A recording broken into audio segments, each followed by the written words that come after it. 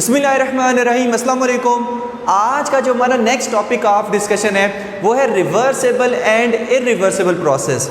अब रिवर्सेबल और irreversible process से शॉर्ट क्वेश्चन में आते हैं। जस्ट आपने इनकी डेफिनेशंस करनी है और एग्जांपल्स याद करनी है तो हलवा इंशाल्लाह हो जाएगा। रिवर्सेबल प्रोसेस क्या होता है? A reversible process is one that can be retraced in exactly reverse order without producing any change in the surrounding। अच्छा, नाम से ही जाहिर हो रहा है कि रिवर्सेबल ऐसा प्रोसेस होता है कि जो हमारे पास इनिशियल स्टेज से चला और कुछ प्रोसेस से गुजर के दोबारा उस स्टेज पे वापस आएगा और इस रिवर्सेबल प्रोसेस में कोई प्रेशर का चेंज नहीं होगा, कोई वॉल्यूम का चेंज नहीं होगा, कोई टेम्परेचर का चेंज नहीं होगा। कब? जब वो जहाँ से चला था वहीं पर जब वापस आएगा तो आप देखेंगे कि जब वो चला था तब जो उसका प्रेशर, वॉल्यूम और टेम्परेचर था, और जब वो किसी प्रोसेस से होकर दोबारा उधर ही वापस आया है अब भी उसका वही टेम्परेचर, वही प्रेशर, वही वॉल्यूम होगा। यानी कि कोई change in temperature, pressure, volume में नहीं आएगा। अब हम देखते हैं कि भाई वो प्रोसेस कौन सा है। ओके, हो गया। हम कहते हैं कि फॉर एग्जांपल ना, ये हमारे पास गैस है जो एक सिलेंडर में क्या है, इनक्लोज्ड है। जो एक सिलेंडर में क्या है, इनक्लोज्ड है। और ये क्या है, ये पिस्टन है कि जो अपवर्ड और डाउनवर्ड मूव कर सकता है। अब जब अपवर्ड और डाउनवर्ड जब ये मूव कर सकता है तो हम कहते हैं कि फॉर एग्जांपल ये हमने नीचे क्या रखा हुआ है, लो टेम्परेचर रिजर्वायर। ये नीचे रिजर्वायर रखा हुआ है, ये क्या है, ये लो टेम्परेचर पर है। ठीक है, अब लो टेम्परेचर पे है, हमने क्या करना है भाई, प्रोसेस इसको समझना है। मान लें कि अब इसका प्रेशर P है, वॉल्यूम V है, टेम्परेचर T है। कब? इनिशियल। ठीक है, अब मैं क्या करें, कुछ प्रोसेस करने वाले हैं। यहाँ से मैंने क्या करना है, इसको कंप्रेस करना है। कंप्रेस करने का मतलब क्या है कि मैं इस पे क्या कर दूंगा, ऐसे वेट रख दूंगा। ऐसे क्या रख दूंगा, वेट रख दूंगा। और आपने इसको स्लो कंप्रेस करना है। ठीक है, 2 वेट रखे, 3 वेट रखे, 4 वेट रखे, यानी कि इसको क्या करना है, ऐसे स्लो कंप्रेस करना है। जब आप इसको स्लो कंप्रेस करेंगे तो यहाँ से क्या होगा, हीट एक्सट्रैक्ट होके लो टेम्परेचर रिजर्वायर में चली जाएगी।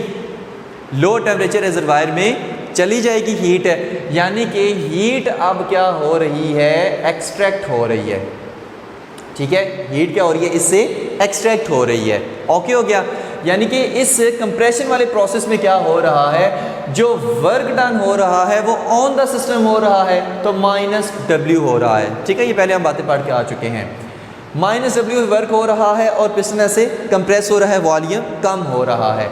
अब इसमें हम कहते हैं कि टेम्परेचर कम है, टेम्परेचर कम है नीचे, और प्रेशर ज़्यादा है। प्रेशर क्या है, ज़्यादा है।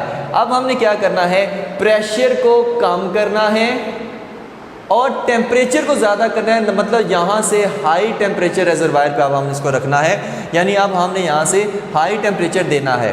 अब क्या होगा, अब यहाँ से हीट एंटर होगी इस सिस्टम के अंदर। जब हीट एंटर होगी तो मान लें कि जब हमने कंप्रेस किया था तब पिस्टन यहाँ पर पहुँच गया था। ठीक है, और अब जब हम इसको हीट यहाँ से नीचे देंगे, हाई टेम्परेचर रिजर्वायर पे हमने इसको अब रखा हुआ है। अब क्या होगा, अंदर की चेंज इंटरनल एनर्जी वो इंक्रीज होगी और यहाँ पर क्या होगा, पिस्टन पे एक अपवर्ड फोर्स लगेगी जिसकी वजह से ये पिस्टन है यहाँ से मूव करके दोबारा जहाँ से चला था वहीं पर आ जाएगा। अच्छा, अब अगर हमें कहा जाए कि बताए इस पॉइंट पर अब ये दोबारा आ गया है, अब इसका प्रेशर, वॉल्यूम और टेम्परेचर कितना है भाई, उतना ही है जितना इनिशियल था।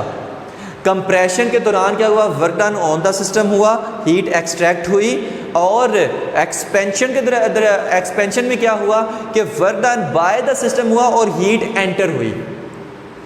कंप्रेशन के दौरान हीट बाहर निकली, work done on the system हुआ। एक्सपेंशन के दौरान हीट अंदर आई और हमारे पास गैस एक्सपेंड की। जब ये सिस्टम हुआ तो जहाँ से चला था ये पिस्टन, जहाँ से गैस की इनिशियल पोजीशन थी, दोबारा वही फाइनल पोजीशन आ गई जिसमें वही P, V और T थी। यानी change in pressure, change in volume, change in temperature क्या रहा, 0 रहा। ओके हो गया। ऐसे प्रोसेस को हम कहते हैं reversible process without producing any change in the surrounding या without producing any change in the system, कोई चेंज नहीं आया, ऐसे प्रोसेस को हम कहते हैं रिवर्सिबल प्रोसेस। और एग्जांपल में लिक्विफिकेशन एंड इवेपोरेशन। अब यहाँ पर देखिए ये सी एग्जांपल है, हमने क्या करना है, अगर मैं ये हमारे पास ना सिलेंडर है, मान लें सिलेंडर है, और मैं इस गैस को क्या करूँगा, ऐसे कंप्रेस करूँगा। जब कंप्रेस करूँगा तो मॉलिक्यूल्स एक दूसरे के पास आएंगे, और स्लो कंप्रेस करना है, तेज़ नहीं, स्लो कंप्रेस करेंगे तो मॉलिक्यूल्स पास आएंगे, नीचे से हम हीट को एक्सट्रैक्ट करेंगे तो ये क्या हो जाएगा, लिक्विड में चेंज हो जाएगा, लिक्विड में चेंज हो, गैस को कंप्रेस करें तो क्या होगी, लिक्विड में चेंज हो जाएगी, नीचे से हीट एक्सट्रैक्ट हो रही है, लिक्विड में चेंज होगी। और अगर हम इसको दोबारा वेपराइज फॉर्म में लेके आना है तो क्या करेंगे, यहाँ से प्रेशर को कम करेंगे, नीचे से दोबारा हीट देंगे, पिस्टन अपवर्ड मूव करेगा, मॉलिक्यूल्स की रैंडम जो मोशन है वो इंक्रीज करेगी और लिक्विड दोबारा से वेपर्स में चेंज हो जाएगा। तो ये हमारे पास प्रोसेस क्या है, ये भी हमारे पास ये भी हमारे पास क्या है, ये रिवर्सिबल प्रोसेस है। तो ये क्या होता है, reversible process is one that can be retraced in exactly reverse order without producing any change in the surrounding is called a reversible process. Next हम देखते हैं irreversible process, irreversible process। और याद रखना है कि नेचर में जितने वो प्रोसेस होते हैं वो सारे irreversible प्रोसेस होते हैं। ये रिवर्सिबल प्रोसेस एग्जैक्टली हम रिवर्सिबल प्रोसेस नहीं बना सकते, ये जो रिवर्सिबल प्रोसेस है ये हम जस्ट कंसीडर करते हैं, ये एग्जैक्ट रिवर्सिबल प्रोसेस नहीं है, कुछ ना कुछ हीट जो है वो डिसिपेट वगैरह हो ही जाती है। तो इरिवर्सिबल प्रोसेस जो है ना ये हमारे पास नेचर में पाए जाते हैं। If a process can not be retraced in the backward direction by reverse the controlling factor, अगर जो प्रोसेस है वो दोबारा अपनी इनिशियल स्टेज पे ना आ सके, ऐसे प्रोसेस को हम क्या कहते हैं, इरिवर्सिबल प्रोसेस हम कहते हैं। एग्जाम्पल में भाई फ्रिक्शन, हीट लॉस हो जाती है उसमें, एनर्जी डिसिपेशन वाले प्रोसेस जैसे कन्वेंशन हो गया, ठीक है, कन्वेंशन प्रोसेस हो गया। इसके अलावा हमारे पास जो एक्सप्लोजन है, धमाका फट गया, कहो वापस आए, एक्सप्लोजन है, धमाका फट गया और जो एनर्जी है वो रिलीज़ होगी, कहो वापस आए, नहीं आ सकती। तो ये हमारे पास प्रोसेस कौन से हैं, ये प्रोसेस हमारे पास इरिवर्सिबल प्रोसेस है। ठीक हो गया। तो ये तो था हमारा आज का topic, reversible and irreversible process. तो होप्स हो कि आपको समझ आ गए होंगे। Thank you very much. अल्लाह हाफिज़।